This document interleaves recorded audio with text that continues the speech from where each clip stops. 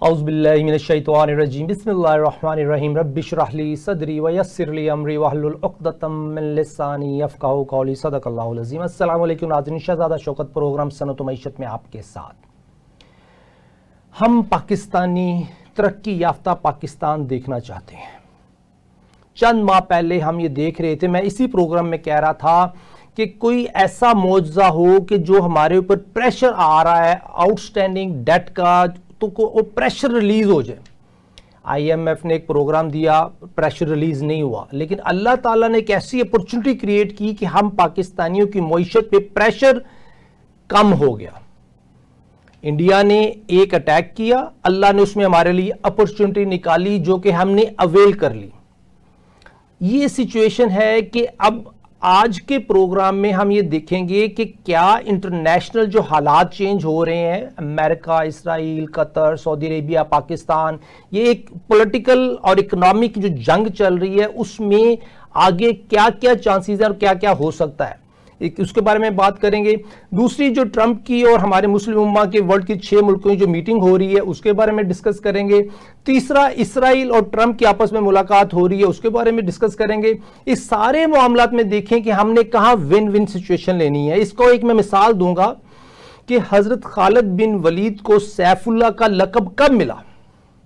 जब वो अपनी मुट्ठी भर मुसलमानों की जमात जो कि जंग लड़ने गए, वहां पे तादाद ज्यादा थी उनके सामने, तो वो अपनी मुट्ठी भर जमात को हिकमत के साथ जिंदा बचाकर वापस ले आए, तो उनको सैफुल्लाह का लक़ब मिल गया। तो शहबाज शरीफ साहब अगर आज जा रहे हैं तो उनको कौन सा लक़ब मिलेगा? क्योंकि गजा में हमारे छोटे से छोटे बच्चे, बूढ़े, औरतें और जवान सब के सब इस वक्त अंडर अटैक हैं और कोई 65-66 हजार के करीब शहादतें हो चुकी हैं। दुनिया खास तौर पे USA, नेटो, यूनाइटेड नेशन, वो हर तरह से कंट्रोल USA का है, तो कुछ नहीं कर पा रहे। आज हमारे मेहमान हैं हमारे रूटीन के मंसूर आफरीदी साहब। अस्सलाम वालेकुम। वालेकुम सलाम। मंसूर भाई, बहुत शुक्रिया आपने हमें ज्वाइन किया। आप देखें, हजरत खालिद बिन वलीद रजी अल्लाह तआला अन्हु को सैफुल्लाह का लक़ब मिला था। अभी ट्रंप के साथ मुलाकात होने जा रही है हमारे मुस्लिम लीडर्स की। अगर हमने अपने गजा के शहरियों की जान बचा ली इस वक्त, तो ये हमारी जीत है। चाहे उनको पाकिस्तान में सेटल कर दें, चाहे उनको वहीं सेटल कर दें, लेकिन हमने जीतना है। सैफुल्लाह का लक़ब जिंदगी बचाने पे मिला था, जंग जीतने पे नहीं मिला था। अभी अब जो सिनेरियो आ रहा है सर, जो मुलाकात होने जा रही है शहबाज शरीफ साहब और कुछ अरब ममालिक के लीडरान की ट्रंप के साथ, उसके बारे में थोड़ी सी रोशनी डालें कि आपके पास क्या मालूमात है। शुक्रिया शहजादा साहब आपने बुलाने का। जिस तरह आपने हजरत खालिद बिन वलीद का जिक्र किया, कैसे एक बड़ी रोमन अंपायर उन्होंने शिकस्त, और उस वक्त की सुपर पावर, यानी ये ऐसे ही है कि आज का कोई कायली सरदार उठ के अमेरिका पे हमलावर हो और अमेरिका को तहस नहस कर। हजरत खालिद बिन वलीद का ये था कारनामा में जो उन्होंने किया था। खैर, उस वक्त तो मुसलमानों में ईमान का जज्बा भी था। रसूल करीम सल्लल्लाहु अलैहि वसल्लम को गुजरे हुए चंदी अरसा गुजरा था, सहाबा कराम थे, और उनके ईमान और अल्लाह पे यकीन का एक मज़हर था। और इसी वजह से मुसलमानों की एक छोटी सी रियासत मदीना मुनव्वरा से लेके, जिनकी आबादी हजारों में होगी, वहां से निकल के रोमन अंपायर को पाश पाश किया।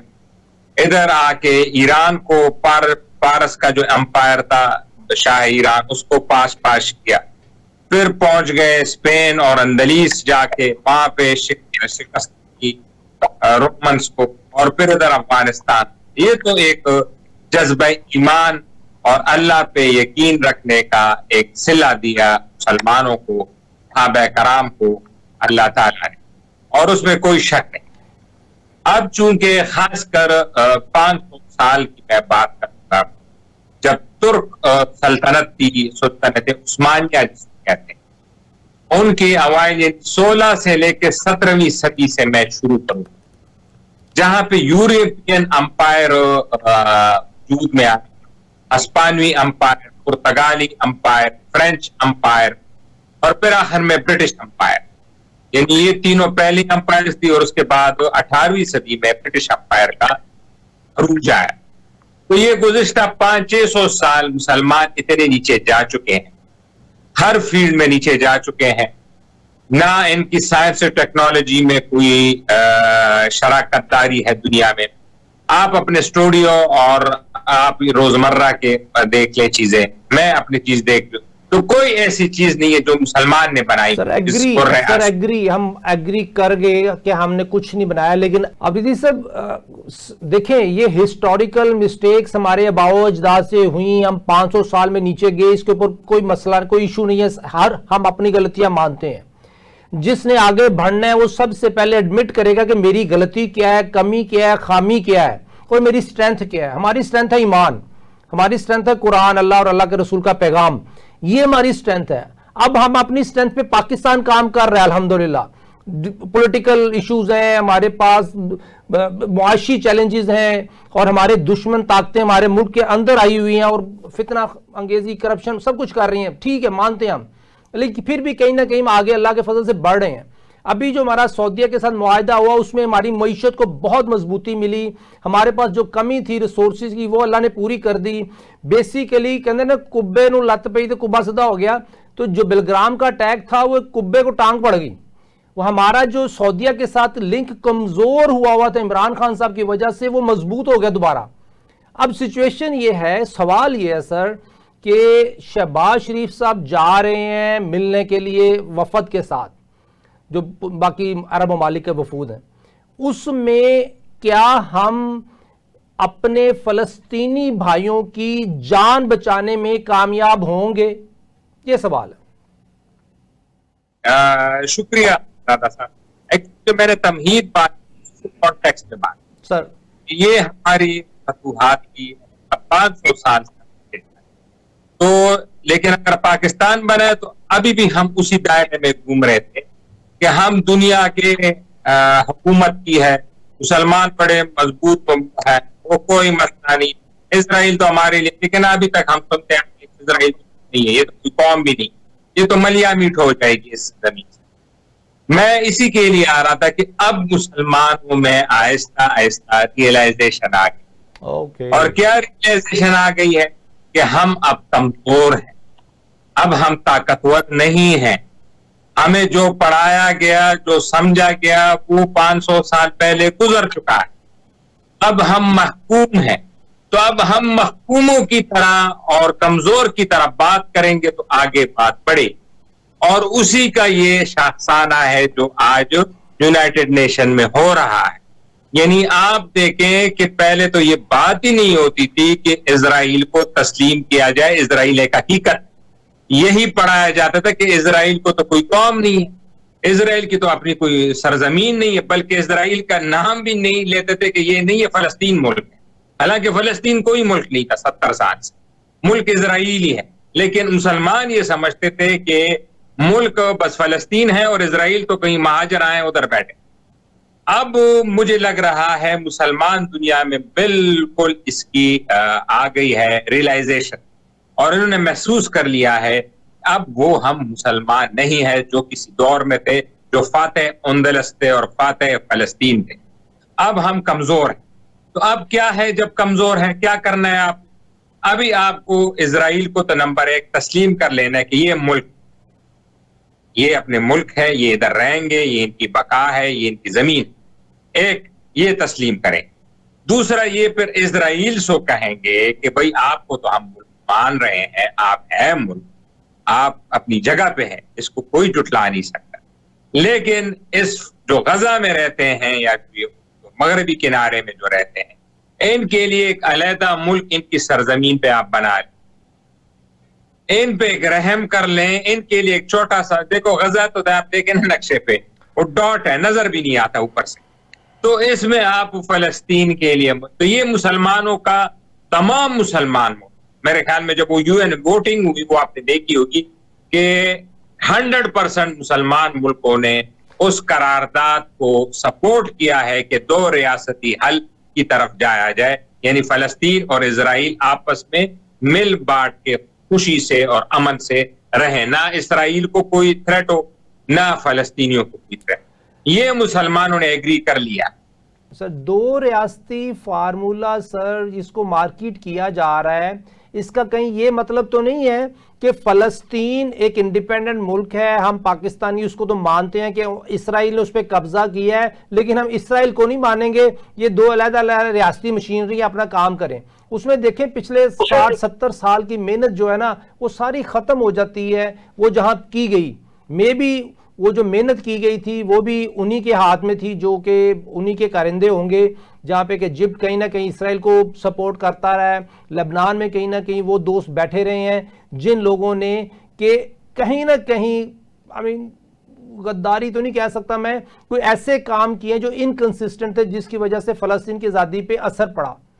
अब भी जो ये दो रियासती फार्मूला है इसको खुल के कोई नहीं कह रहा कि जी हम इसराइल को तस्लीम करेंगे, यही कह रहे हैं दो रियासती फार्मूले के तहत एटलीस्ट हम फलस्तीनियों की जान तो बचाए ना।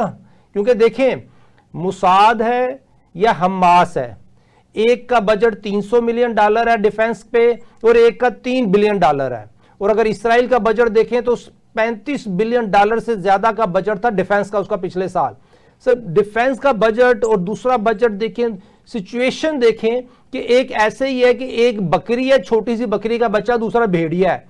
तो इस सिचुएशन में जान बचानी बहुत जरूरी है। जिस तरह मैंने पहले प्रेम्बल में कहा कि हजरत खालिद बिन वलीद रजी अल्लाह ताला अन्हु को सैफुल्लाह का लक़ब हजूर करीम सल्लल्लाहु अलैहि वसल्लम ने तब दिया था जब वो मुट्ठी भर जवानों की जान बचा के वापस ले आए थे।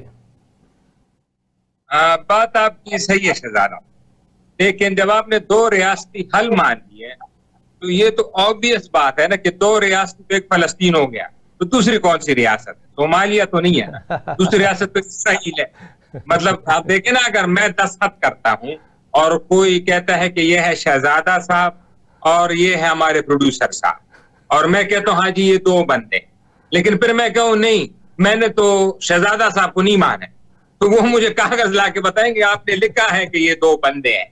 तो वो तो देखो ना यूएन रेजोल्यूशन पे दो रियासत का मतलब, और उसमें लिखा भी है इसराइल और फलस्तीन, तो आपने नीचे दस्तखत कर दी। तो ये आप फिर डिप्लोमेटिक ताल्लुकात रखते हैं नहीं रखते वो बात की बात। डिप्लोमेटिक आप आर्मीनिया के साथ भी अभी तक आपके नहीं ताल्लुकात, आर्मीनिया जो मुल्क है वो उसके साथ, लेकिन आर्मीनिया तो रिकग्नाइज रियासत है ना दुनिया की। इस तरह इसराइल एक रियासत होगी रिकग्नाइज, सारी दुनिया उसको माने। आप ताल्लुकात रखते इंडिया के साथ भी आपके वो डिप्लोमेटिक ताल्लुकात नहीं, ना पाकिस्तान के इंडिया के साथ है, तो इसका मतलब तो नहीं है कि पाकिस्तान एग्जिस्ट नहीं करता है, वो ना रखें। आर्मीनिया के हमारे साथ नहीं है तो इसका तो मतलब नहीं है कि पाकिस्तान नहीं। चलें ठीक है तो, सर आपका पॉइंट आ गया। सर अगला पॉइंट बताएं कि ये मीटिंग में क्या डिस्कस होने जा रहा है, ट्रंप क्यों बुला रहे हैं इन लोगों को, उसके ऊपर क्या क्या क्या है कि क्या एजेंडा होगा कि गजा को टूरिस्ट रिजॉर्ट बनाने का भी एजेंडा है या इसके अलावा भी कोई और एजेंडा है? मेन एजेंडा तो यही है, और महमूद अब्बास साहब का भी आज बयान आ गया, जो पैलेस्टीनियन लिबरेशन ऑर्गेनाइजेशन के सदर भी हैं और मगरबी किनारे के भी सदर हैं और यासर अराफात के सक्सेसर हैं, उनके यानी जानशीन। तो उन्होंने आज बयान दाग दिया कि हमास बिल्कुल सरेंडर करे, हमास हथियार फेंक दे और हमास गजा से निकल जाए। हमास का कोई ताल्लुक नहीं है गजा से और सारी गजा हमें हवाले करे। तो महमूद अब्बास के साथ इसराइल का कोई मसला नहीं, इस सारी जंग मगरबी किनारे में नहीं लड़ी जा रही, सारी जंग गजा में लड़ी जा रही है। हालांकि मगरबी किनारे भी फलस्तीनियों का सरजमीन है, यानी वहां भी फलस्तीनी है, उनकी एडमिनिस्ट्रेशन है, लेकिन एक का दुक्का वो भी पुलिस के हद तक कार्रवाई जो पुलिस है जो कि वो झड़पों के अलावा कोई वहां पे बमबारी नहीं, कुछ नहीं हुआ। फोकस जो है वो गजा है और गजा में हमास। और ये महमूद अब्बास ने जब कह दिया तो इसका मतलब है कि गजा को हमास से साफ करके इनको फिलहाल मुझे लग रहा है, ये मेरी अपनी अंडरस्टैंडिंग है कि इसको फिलहाल एक सिक्योरिटी अरेंजमेंट के थ्रू अरब ममालिक और इजराइल मिलके इसकी केयर टेक करेंगे और फिर इसकी अपनी कोई इलेक्टेड हुकूमत होगी जो कि हमास के लोग इसमें शामिल नहीं होंगे, वो फिर करके और फिर इसमें बिजनेसेस। और फिर जब आपने फरमाया डोनाल्ड ट्रंप साहब हो कि बड़े रियल स्टेट में स्टेक होल्डर है दुनिया भर में, उनका इंडिया में भी तो 2-3 ट्रम्प टावर्स हैं, वो बहुत शौकीन है बिजनेसेस के, क्रिप्टो करेंसी में भी उनके बड़े स्टेक होल्डर हैं। तो वो फिर जो गजा है इसको जो कासाब्लांका की तरह, जो कि मोरक्को का जो शहर है जो कि समंदर के किनारे वाक़या है, इस तरह आबाद करेंगे और टूरिज्म को डेवलप करके यहाँ से रेवेन्यू आएगा। तो ये तो ट्रम्प साहब के हैं। और मेरे ख्याल में टूरिज्म डेवलप होता है तो फंड्स तो सारे के सारे यूएस, इसराइल और अरब ममालिक के पास हैं। फलस्तीनियों के पास तो फंड्स ही नहीं होंगे। तो इसका मतलब यह है जो भी कुछ वहाँ प्रॉपर्टी बनेगी वो इंटरनेशनल इन्वेस्टर्स के लिए होगी, ना कि फलस्तीनियों के लिए। हाँ बिल्कुल, हाँ, लेकिन चले फलस्तीनियों को तो फायदा होगा ना। एक तो जंग खत्म हो जाएगी, दूसरा ये कि जब टूरिज्म आएगा तो इकोनॉमी ग्रो करेगी और वो करेगी। और ये मसला जो इतना पुराना है, पता नहीं, अच्छा चले सर, एक और इसमें है पॉइंट कि ये जो मीटिंग रखी गई है ट्रम्प के साथ, ये तो एग्रीमेंट साइन होने के बाद तय हुई है, ये उससे पहले तय थी है? ये इसका तो मुझे डिटेल नहीं पता, क्योंकि ये खबर तो अभी आई है कि ये मीटिंग रखी गई। इससे पहले अब मेरा ख्याल है कि इसराइल का जो 10th मैन रूल है ना सर, इसराइल का जो 10th मैन रूल है, उसने फौरन अपनी कैबिनेट में मीटिंग की होंगी कि अब ये सिनेरियो आ गया कि जहां पे सऊदीया और पाकिस्तान एक हो गए तो उनके लिए एक रेड फ्लैग बन गया। अब जब रेड फ्लैग बन गया तो उन्होंने अपनी फौरन नेतरे बदले और इस सिचुएशन को मैनेज करने के लिए कि अब चूंकि इस वक्त डिफरेंसेस नहीं है पाकिस्तान में और सऊदी अरेबिया के दोनों रियासतों में, तो इसमें डिफरेंसेस क्रिएट करने के लिए उनको टाइम चाहिए। क्या ये टाइम गेन पॉलिसी तो नहीं होगी कि ट्रंप आए कुछ 6 महीने साल उनको चाहिए ताकि कहीं ना कहीं फिर हम इसमें दरारें डालें ताकि फिर हम कोई ना कोई अटैक कर सकें दोबारा? नहीं, मेरे ख्याल में ये नहीं है। इसमें ये है कि इजराइल तो शुरू से चाहता था कि अरब ममालिक उनको तस्लीम करे और ताल्लुकात बेहतर करे। आपको पता है कि दुबई ने ऑलरेडी तस्लीम किया हुआ है, बहरीन ने भी तस्लीम किया हुआ है, ओमान ने भी तस्लीम, गल्फ की रियासतों ने मेजॉरिटी ने इजराइल को तस्लीम किया हुआ। तो अब जब ये इजराइल का अब मेन मकसद है जिसमें वो कामयाब भी हो गए हैं कि हमास का खात्मा, वो कहते हैं गजा हम किसी को भी दे देंगे लेकिन हमास के हवाले नहीं किसी भी कीमत पे। और जब ये हमास का सफाया यहां से हो जाएगा तो ये सऊदी अरब भी इजराइल को तस्लीम कर लेगा। आप देखेंगे आइंदा 1 साल 2 साल में, और फिर बाकी मुसलमान ममालिक इजराइल को तस्लीम कर लेंगे। थैंक यू अपने आप को तस्लीम कराना है मुसलमानों से।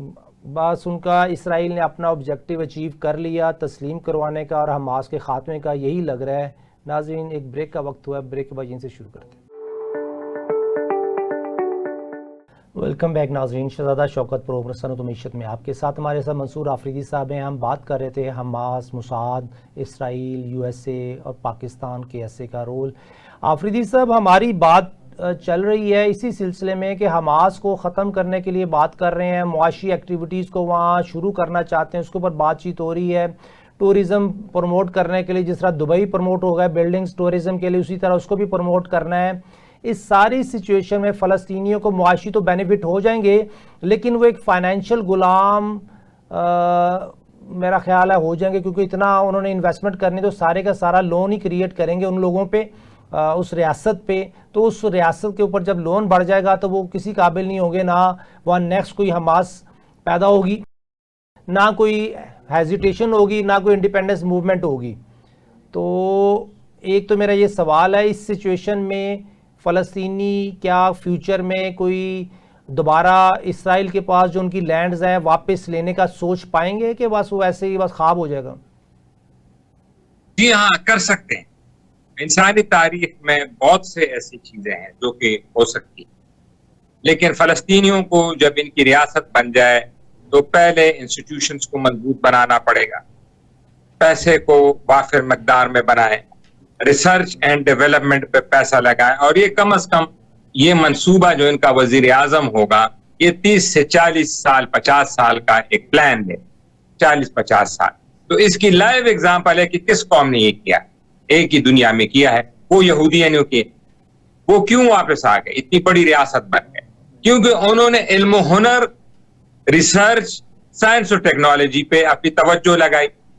जो जमीन से जो रोमन अंपायर के किंग थे उन्होंने दरबदर करके, मुसलमान तो नहीं थे रिस्पॉन्सिबल ना, वो तो फिर हजरत उमर को रजी अल्लाह तआला अन्हु को वो सरजमीन मिली तो जाहिर है हमने उन्हीं के टर्म्स पे उनसे चीज लेनी। तो उन्होंने भी मुसलमानों को डिक्टेट कराया था रोमन्स ने कि आपने यहूदियों को, जो फलस्तीन है सरजमीन है यरूशलेम है, यहाँ पे नहीं घुसने दिया।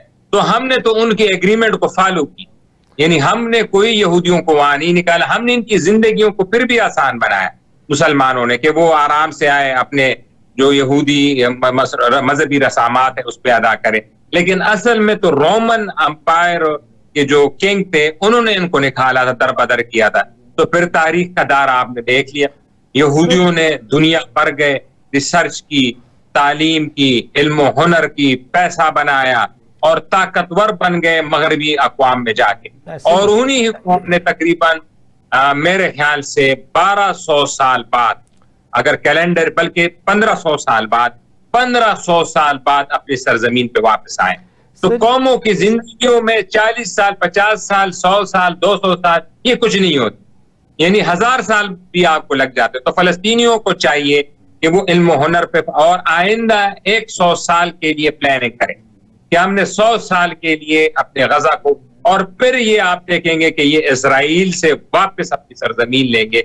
ये मैं आपको लिख के दे रहा हूं, आपको भी और हाजरीन को, कि अगर फलस्तीन ने आइंदा 100 साल के लिए प्लानिंग कर ली कि हमने 100 साल बाद ताकतवर बनना है, तो ये इजराइल से वापस अपनी सरजमीन ले लेंगे। आज मैं और आप तो नहीं होंगे, लेकिन 100 साल बाद जो फलस्तीनियों जो है वो इजराइल से अपनी जमीन वापस लेंगे अगर ये ताकतवर बने। सर उसमें फिर जब इनके अपनी इंस्टीट्यूशन मजबूत होते हैं फिर ले सकते हैं। अभी ये जो हमास को ख़त्म करना चाह रहे हैं, इनको क्या थ्रेट है हमास से? चंद लोग हैं, चंद 100 लोग हैं या चंद 1000 लोग हैं, $300 मिलियन का बजट है एनुअल। तो क्या सिचुएशन है कि हमास को ख़त्म करना चाहिए, जबकि मुसाद उनसे ज़्यादा बड़ी करप्ट है, मुसाद ज़्यादा बड़ी टेररिस्ट ऑर्गेनाइजेशन है, उसका ज़्यादा बड़ा बजट है टेररिस्ट एक्टिविटीज़ में? मुझे तो यही लगता है। पहला तो जवाब ये है कि हर एक रियासत जो बनी है वो एक डॉक्ट्राइन पे बनी, इजराइल सिक्योरिटी डॉक्ट्राइन पे बनी। जिस तरह कतर हो गया, इन पे भी हमला हो गया ना, कतर पे भी, अरबों पे भी हमले, वो वेलफेयर पे, वो कहते हैं हमारे लोग खुश रहे, लोग पैसा बने। इजराइल जो है वो सिक्योरिटी स्टेट, तो सिक्योरिटी स्टेट के लिए ये एक बहुत जरूरी चीज है कि उसके बॉर्डर पे अगर परिंदा भी पर मारे तो उसको वो जवाब देते। ये सिक्योरिटी स्टेट की डॉक्ट्राइन होगी। जिस तरह ये 9/11 हो गया, अमेरिका भी तकरीबन सिक्योरिटी स्टेट है ना, तो 9/11 हो गया तो लोग तो सवाल पूछ रहे हैं ना कि वहां पे 1000 बंदा मरा था और आपने ऊपर से दुनिया में 3-4 लाख लोग मार दिए इराक, अफगानिस्तान में जाके। तो लेकिन ये सिक्योरिटी, एक तो ये जवाब है कि इजराइल के ऊपर अगर कोई मुल्क परिंदा भी भेजेगा तो इजराइल उससे 5 गुना ताकत से उस पर हमला करेगा। ये इजराइल की डॉक्ट्राइन है, ये समझ लेना चाहिए, ये मुसलमानों को भी समझना चाहिए और सारी दुनिया को कि इजराइल अपने दुश्मन को, कई लोग आपको अगर याद है जो कि हमास के 2 थे, वो दुबई में आज से 15 साल पहले उन्होंने बना ली। मोसाद दुबई के अंदर उसके उस होटल में जाके हमास के उन दोनों सरबराहों को मार दिया था और दोनों मोसाद के एजेंट दुबई से बड़े सिक्योर तरीके से और महफूज तरीके से निकल गए, कोई उनको पकड़ भी नहीं सका।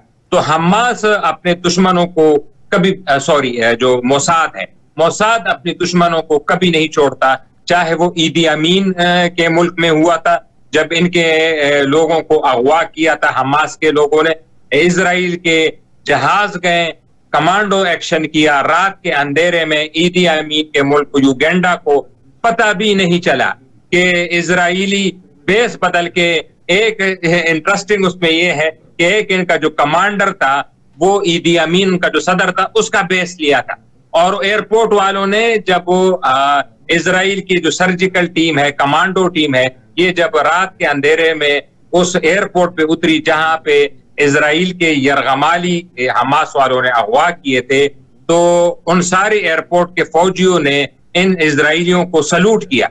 वो समझे कि हमारे सदर आ गए, ईदी अमीन साहब आ गए, तो उन्होंने साहब ने सलूट मारा, अंदर जाके उन्होंने एक्शन कर दिया, सारे बंदों को मार दिया और अपने बंदे वापस ले गए। तो ये तो इजराइल का एक सिक्योरिटी डॉक्ट्राइन है, वो कभी। और दूसरा जो, सॉरी सर, इसकी एक और वजह भी ये भी है कि जिसकी ताकत उसकी बहस। इजराइल के पास ताकत है, मोसाद के पास, हमास के पास नहीं। Simple is that. दुनिया इसी पे चलती है। सर जिसके इसमें पास ताकत सर उसी आप की बिल्कुल ठीक कह रहे हैं, जिसके पास ताकत है उसकी बहस है। अब ये 1987 में ये बनी थी हमास। अगर ये इतनी ही कमजोर है हमास, तो इन्होंने पंगा क्यों लिया, पंजाबी में कहते हैं, इन्होंने इस एक्शन स्टार्ट क्यों किया? जो ये रिएक्शन आया हुआ इसराइल का, उसकी क्या वजह थी? कहीं ये तो नहीं है कि हमास में ही मुसाद के लोग बैठे हुए हैं और उन्होंने उनको बहाना चाहिए था, उन्होंने एक्शन शुरू कर दिया ताकि एंड ऑफ द डे जो आज का ऑब्जेक्टिव है वो अचीव हो सके? ये भी वजह हो सकती है कि हमास में इजराइली और जो मोसाद के लोग हैं वो, हाँ वो हो सकता है प्रोबेबिलिटी। सर देखिए 1987 में हमास बनी थी, कितने साल हो गए? 40 साल तकरीबन होने वाले हैं। 40 साल से एक ऑर्गेनाइजेशन पल फल फूल रही है, लेकिन आज आके अपने 65,000 बंदे उसने मरवा दिए। इसके अगेंस्ट उसने अचीव क्या किया होगा? हाँ बिल्कुल आपकी सही है, और उसमें ये भी बात है जो आप कह रहे हैं कि शामिल। लेकिन जो मिलिटेंट ऑर्गेनाइजेशन है ना, ये दुनिया के फेनोमेन है। आप देख लें 100 साल तारीख में दुनिया मिलिटेंट ऑर्गेनाइजेशन अपने वेट से, अपने वजन से बढ़ के हमेशा गुजार कर देती। ये इनमें एक मसला है। जितनी भी अस्करी तंजीम है, मैं आपको मिसाल देता हूं, पहले अलकायदा अमेरिका में 9/11 किया, अपने वेट से बढ़ के उन्होंने चला। सबसे बड़ी मिसाल, लोकल मिसाल, जो श्रीलंका में तमिल टाइगर्स थे। तमिल टाइगर्स कितना करीब पहुंच चुके थे अपना मुल्क अलहदा करने के लिए, क्योंकि इंडिया की भी मुकम्मल तमिल टाइगर से सपोर्ट की। उन्होंने कहां गलती की? उन्होंने आके राजीव गांधी को एसेसिनेट कर दिया, मार दिया। इंडिया एकदम पीछे हट गई। ये क्या हो गया? ये तो हमारे पीछे पड़ गए। तो फिर आपने देखा कि कैसे उनका खात्मा हुआ। इनमें से बाकी मुल्क भी, पाकिस्तान भी शामिल हो गया, रशिया, ईरान, फिर सारों ने मिलके जो तमिल टाइगर्स है उनकी मूवमेंट। तो ये इन अस्करी तंजीमों के पास ये गलत फहमी होती है या इनके डीएनए में होता है। ये कभी कभार अपने वेट से अबाव हमेशा टारगेट करते हैं और हमला करते हैं। और वो मैंने आपको मौजूदा अलकायदा की भी मिसाल दी, आपको तमिल टाइगर्स की भी मिसाल दी, और भी काफी ये मिलिटेंट ऑर्गेनाइजेशन में मसला है। तो हमास ने अपने वेट से बढ़ के इस दफा हमला किया इजराइल, जिसका उनको नताइज भुगतना पड़े। उनको तो वो भी भुगतने पड़े, लेकिन बेचारे जो मासूम फलस्तीनी है उनको ज्यादा भुगतने पड़े, क्योंकि 65,000 लोग जो आप कह रहे शहीद हुए हैं वो तो फलस्तीनी थे। वो तो देखे ना, वो तो मासूम लोग शहीद हुए हैं। लेकिन ये इसका तो सारी जिम्मेवारी, और देखे ना उसकी बाकायदा हमास ने वीडियोस बनाई है कि कैसे इजराइल के अंदर जाके उन्होंने पैराशूटों के जरिए लोगों को उठाया, हमला किया। तो वो गुड और बैड को एक तरफ रख कि अच्छा बुरा क्या है। जब सिक्योरिटी रियासत पे आप हमला करेंगे तो वो फिर आपको माफ नहीं करता, वो आपके खिलाफ हो। इसका मतलब है कि ये हमास में जो उनका एक्शन विंग है, जो भी फ्रंट एंड पे आया हुआ है, जो उसकी पॉलिसी मेकर है, वो उनको इसका अंदाजा नहीं था कि उनको ये, हम अगर कोई ऐसा एक्शन करेंगे बगैर तैयारी के तो हमें अपने शहरियों के खून को देखना पड़ेगा। क्या उन्होंने इसके ऊपर डिस्कशन नहीं की होगी? आई एम श्योर की होगी, लेकिन वही मैंने बताया ना कि मिलिटेंट ऑर्गेनाइजेशन का ये जब लड़ाई लड़ते हैं शुरू में, आप देखें ना, जब अलकायदा ने अमेरिका से 92 से लड़ाई शुरू इस तरह टाइम तो ये जाके फौजी तंसीबात पे हमला कर, बस इनकी शुरू की लड़ाई थी। सर अब अगला, सर टाइम थोड़ा है, अगला एक सवाल रह गया हमारा, जो हमारी जो मीटिंग होनी है ट्रंप की और प्राइम मिनिस्टर साहब की और बाकी डेलीगेशन की, उसके बाद ट्रंप की इस्राएली प्राइम मिनिस्टर के साथ मीटिंग है। तो अब इन डॉट्स को अगर मिलाएं तो आप क्या समझ रहे हैं कि किधर ये बात जा रही है, कि इस मीटिंग में क्या एजेंडा अचीव करेंगे हमारे साहब ट्रंप साहब, और उसके बाद क्या जाके वहां अचीव करवाएंगे? क्या उसके ऊपर थोड़ी सी कोई ऐसी बात बताएं जिसके ऊपर हमारे प्राइम मिनिस्टर साहब के लिए एक मैसेज हो कि वो इस मीटिंग में कम से कम ये एजेंडा तो अचीव करें।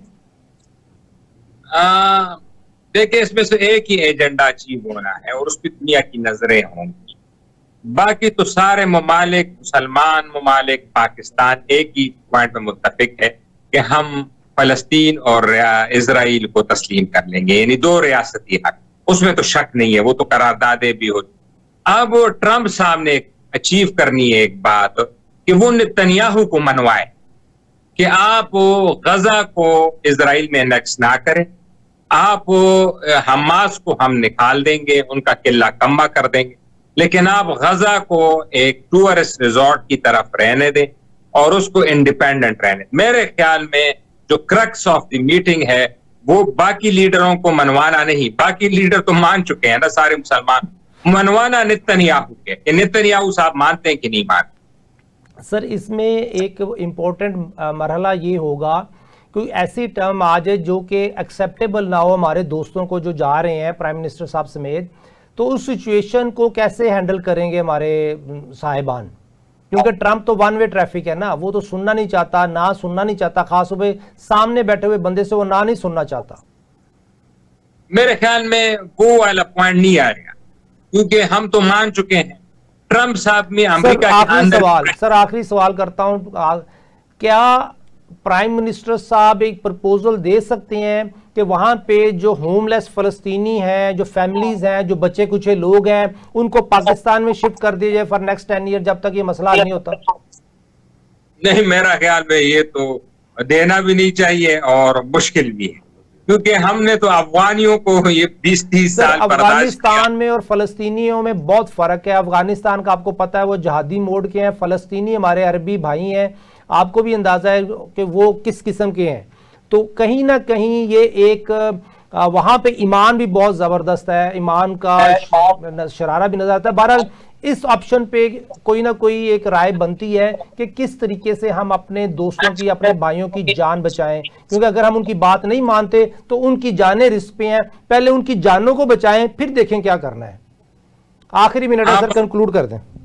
बात आपकी सही है, अगर लाना भी है तो उनको एक कैंप में रहने दें, वो गलती ना करें जो अफगान, क्योंकि फलस्तीनी भी जहादी हैं। जब हमास इन्होंने बनाया हुआ और हमले कर रहे हैं और तंजीमें हैं, तो जो गरीब होता है वो जहादी हो जाता है टन टन, चाहे वो अफगानी हो चाहे अरब हो, वो सारे जहादी।